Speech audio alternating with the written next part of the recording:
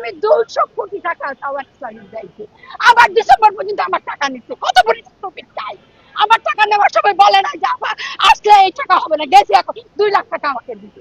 আমার আত্মীয় স্বজন গরিব সবাই কিন্তু বসে রয়েছে, আমার দিকে থাকে আমার আব্বা আসবে আমার টাকা দিবে। আমি কোথায় যাব? আপনারা শুনবেন যখন মানুষ মারা যাবে। গভর্নমেন্ট আগে আসি এই প্রবলেম সলভ করা, তার কথা।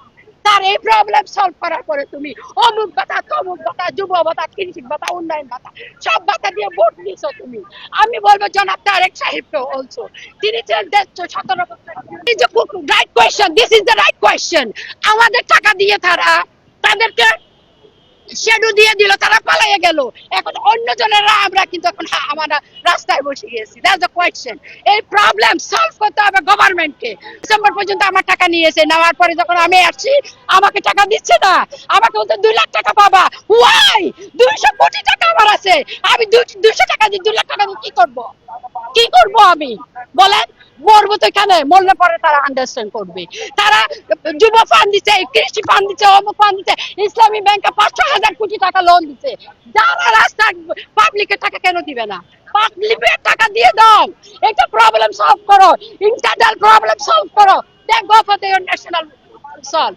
তুমি এইসব টাকা নিয়ে জমা রাখিয়া তুমি পাবলিকের টাকা বন্ধ করে দিয়া তুমি অন্য জনের প্রবলেমস কেমন করে সলভ করবা? ভাই আমাকে বাহিরের কোনো প্রশ্ন করবেন না। I have to go back.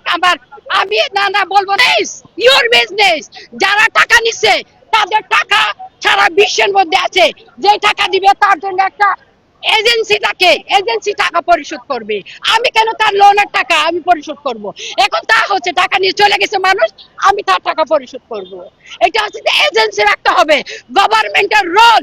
আমরা টাকা সমিতিকে দেই নাই, আমরা কোনো একটা কি বলে গভর্নমেন্টের অনুমোদিত ছাড়া টাকা দিই নাই।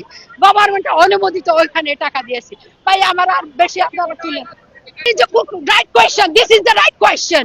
আমাদের টাকা দিয়ে তাদেরকে শেডু দিয়ে দিল, তারা পালাইয়ে গেল। এখন অন্য জনেরা আমরা কিন্তু এখন আমরা রাস্তায় বসে গেছি। That's the question. এই প্রবলেম সলভ করতে হবে গভর্নমেন্টকে। গভর্নমেন্ট সলভ করুক, তাদের যে কি জানি কেয়ার কার্ড উইথড্র করুক, আমরা চলে যাব। আমরা এখানে আসি নাই, আমরা এখানে কথা বলতে আসি নাই।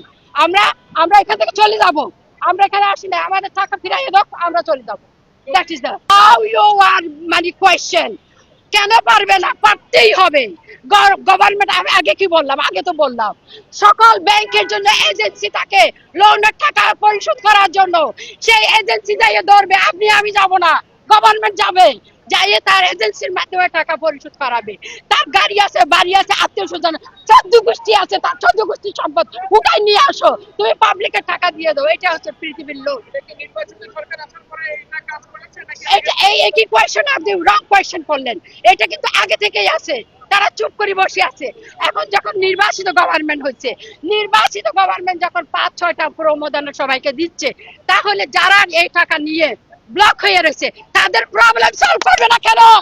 যদি 75,000 বলে কি যে যারা হোল্ডার, ব্যাংকের হোল্ডার 75,000 পরিবার, তাহলে এদেরকে আগে সমাধান করো, এদের প্রবলেম মিট করো, তারপর তোমরা অন্য অন্য সমাধান করো।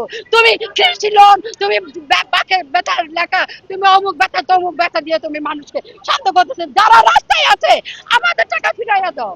আমার একটাই কথা, উইথড্র করো, আমি চলে যাব। আমি এখানের জন্য আসলে আমি জব করি। I have to go back.